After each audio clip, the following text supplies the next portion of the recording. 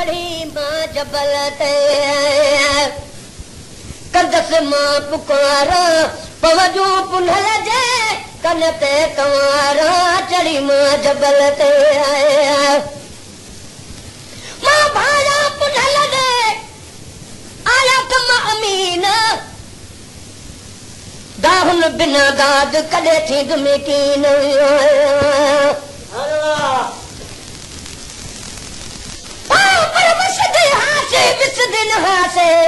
हिक ॾींहुं आसरे पासे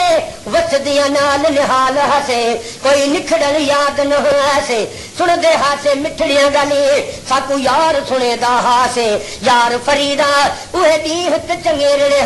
जॾा साईं न गॾु हासे ओ मां भाया पुनल दे आया कम अमीन हर का हलदी के जॾे सब का हसीन दाहुन बिना कॾे दाहुन बिना दाद कॾे थी दुमकीन पुनल वठीरा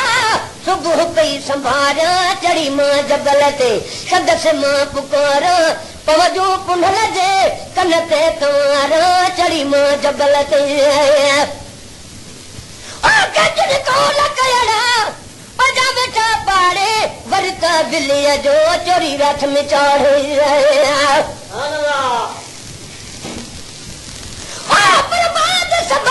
पुनल को आखी जीजिया नाल रुसीदे मोया नाल तनादे के कुछ ता सोच सोची दे बाद जनादे दुश्मन दे मुंह को आन लिखी दे रुख लिखलाता नाज़म को तेरी सिक विच प्या तरसीए दे आते जुने कौन कयड़ा पजा बेटा पाड़े वरत बिल्लीअ जो चोरी रथ में चाड़े सिकता सामल जे विधु में साह साड़े सिकता सामल जी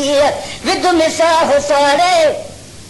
तुझा आग हाणे फूके कख मां बारा चढ़ी मां जबल ते कंदस मां पुकार पवजो पुनल जे अगा कन ते कंवारा चढ़ी मां जबल ते जॾहिं सरतुन जे तानल तपारी सुख भारी सब का सूरल नकारी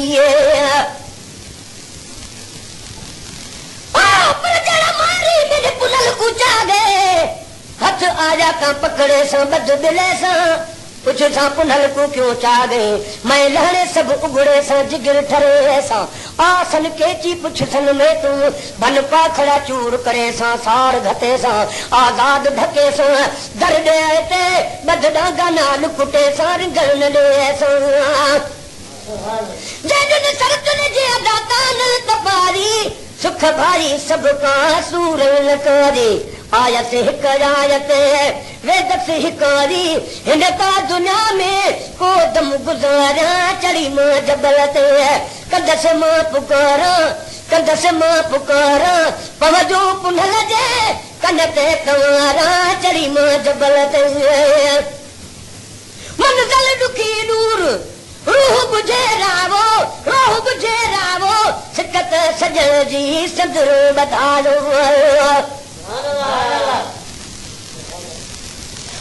पर काॾे वो मकरान जो काॾे परियो पार लेडन जो लतीफ ते सूहो जो सरदार जो मुल्क जो मदार सो मौला मुखे मेड़ी मंज़िल दुखी दूर रूह बुझे रावो सिकत सैयद जे सदरो बधारो मौला शार चल के मौला मिलारो मौला शाहर खिल के आ सजन मिलारो आयु में पिरी अज मोड़े मुहारा